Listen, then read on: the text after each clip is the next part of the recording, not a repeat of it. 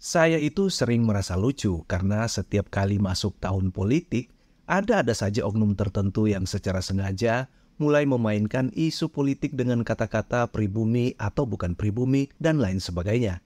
Contohnya yang mungkin paling sering kita dengar yaitu pernyataan-pernyataan sesat semacam ini. Kalau kamu pilih calon yang ini, maka kamu pribumi. Dan kalau kamu tidak memilih calon yang ini, maka kamu bukan pribumi. Dan masih banyak lagi isu politik lainnya yang memang sengaja diciptakan hanya untuk memecah belah persatuan.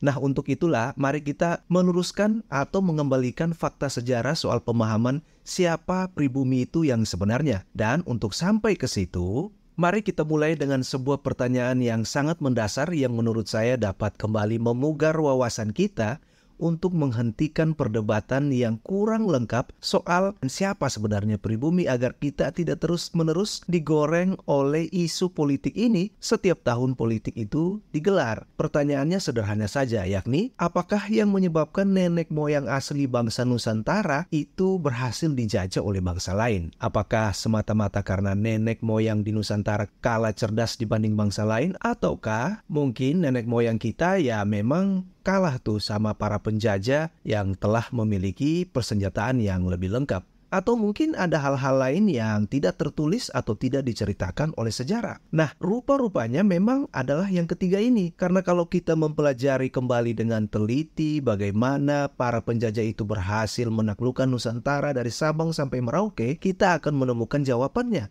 Yakni ada satu benang merah yang dapat mengungkap bahwa nenek moyang asli bangsa Nusantara memiliki satu DNA ya, atau satu sifat karakteristik yang sama, baik itu dari Sumatera sampai ke Papua, yang benar-benar mengungkapkan bahwa nenek moyang bangsa ini terjajah itu karena sifat mereka yang selalu baik, selalu ramah, selalu berprasangka baik, dan selalu terbuka kepada semua bangsa asing yang datang.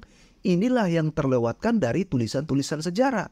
Yang mana hari ini kita itu selalu diceritakan bahwa nenek moyang kita ini adalah bangsa yang mudah untuk diadu domba atau dipecah belah. Padahal itu belum terlalu tepat. Nenek moyang kita yang disebut pribumi asli ini itu terlalu baik karena sama sekali tidak pernah menaruh curiga atau berprasangka yang buruk atas kedatangan setiap suku bangsa yang tiba di tanah Nusantara ini. Inilah genetika asli atau yang ingin saya beri nama dengan istilah DNA pribumi yang asli yang dapat membuka jalan pikiran kita untuk mengerti seperti apa pribumi ini yang sebenarnya. Nah, kumpulan sifat baiknya yang menjadi karakter dari pribumi ini ternyata membuka jalan bagi para pendatang untuk dibiarkan singgah, berdagang, menyebarkan agama, lalu bermukim dan bahkan menetap serta kawin mawin dengan nenek moyang di Nusantara ini. Inilah DNA cinta damai yang bisa kita sebut memang adalah sifat asli orang-orang di bumi Nusantara pada mulanya. Mereka dengan begitu polosnya menerima suku bangsa asing ya,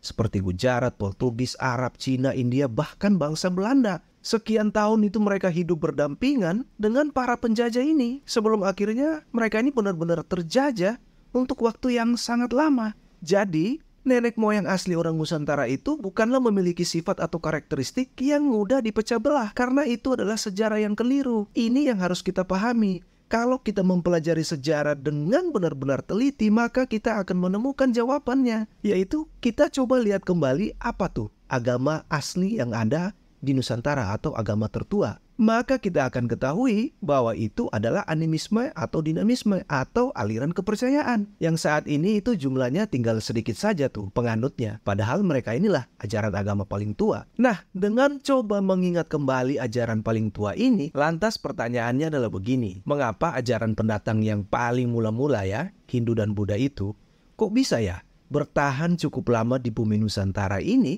tanpa adanya gesekan yang cukup berarti? Mereka mampu hidup berdampingan dalam kurun waktu yang tidak main-main. Nah, inilah jawabannya. Jawaban yang seharusnya kita gali sejak dahulu. Jawaban sederhana, yakni karena kedua ajaran agama itu memiliki sejumlah kesamaan yang sangat mendasar dengan genetika asli nenek moyang pribumi, yaitu cinta damai yang tersirat lewat ajaran kepercayaan yang mereka anut. Sifat utama mereka itu menjunjung tinggi rasa cinta damai, terbuka dengan siapapun, tidak perlu ngotot-ngototan saling membuktikan ajaran siapa yang paling hebat atau paling benar. Yang justru ironisnya membuat Ketiga ajaran tertua ini saat ini tuh tergerus oleh ajaran agama lain yang datangnya itu justru kemudian. Ajaran-ajaran yang datang ini kelihatannya lebih ngotot. Sementara ketiga ajaran yang terdahulu ini ya kalem-kalem saja. Tidak perlu merasa untuk membuktikan apa-apa. Jadi wajar saja kalau hari ini mereka itu jumlahnya sangat kecil. Atau penganutnya ya sedikit saja. Ini adalah bukti sejarah yang valid. Kita dapat melihat ada begitu banyak bukti dan peninggalan sejarah seperti candi-candi Hindu dan Buddha, juga situs-situs ritual agama kepercayaan mula-mula yang ditemukan posisinya oleh para peneliti sejarah, letaknya itu selalu berdampingan. Inilah fakta sejarah yang perlu kita ketahui.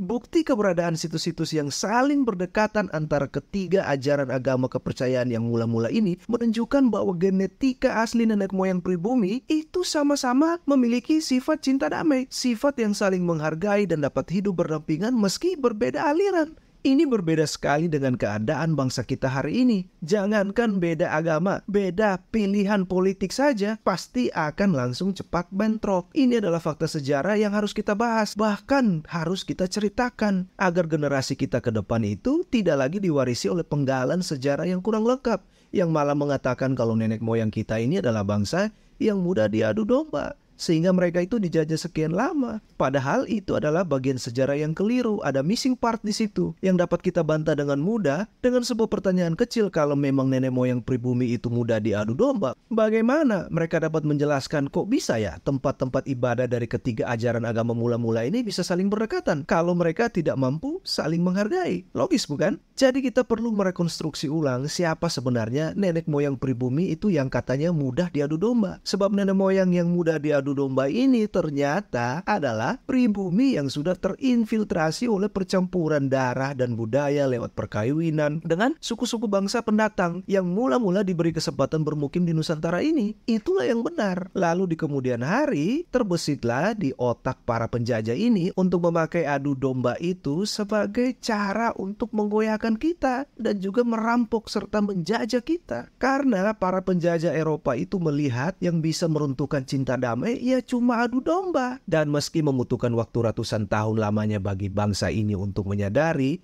bahwa ternyata genetika atau DNA mereka yang cinta damai itu, yang cinta persatuan itulah yang justru dapat membuat mereka selamat, ya apa mau dikata, kita sudah terlanjur dijajah. Tetapi kita wajib bersyukur sebab ternyata DNA asli pribumi tidak pernah bisa hilang begitu saja meski telah melewati proses perpecahan yang begitu panjang.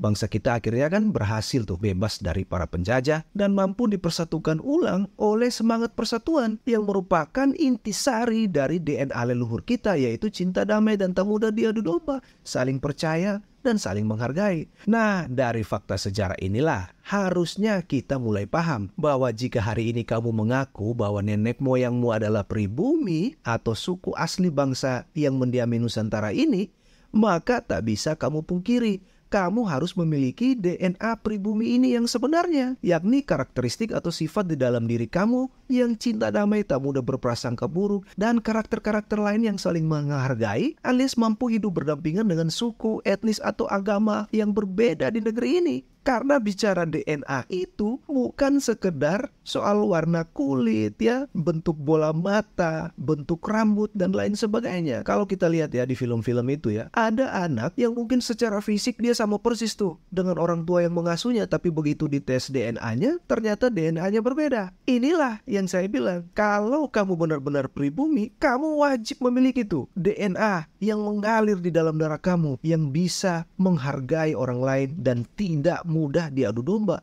Bukan cuma sekedar mewarisi bentuk fisik, padahal DNA pribumi tidak kamu miliki. Dan jika kamu memiliki DNA pribumi itu, bersyukurlah. Itu sudah menjelaskan siapa yang pribumi dan siapa yang tidak. Ingat sekali lagi, pribumi bukan semata-mata soal warna kulit, bentuk rambut, atau lain sebagainya. Tetapi yang namanya DNA pribumi itu adalah sesuatu yang tertanam dalam darahmu, dalam semangatmu, yakni sifat-sifat yang tidak mudah diprovokasi atau kemampuan untuk saling menghargai. Bukan DNA sebaliknya yang doyannya memecah belah, doyan menghasut, doyan marah-marah alias sumbu pendek. Kalau kamu hari ini masuk di golongan sumbu pendek ini, itu bukan DNA pribumi, tetapi DNA pendatang, tapi ngaku-ngakunya pribumi.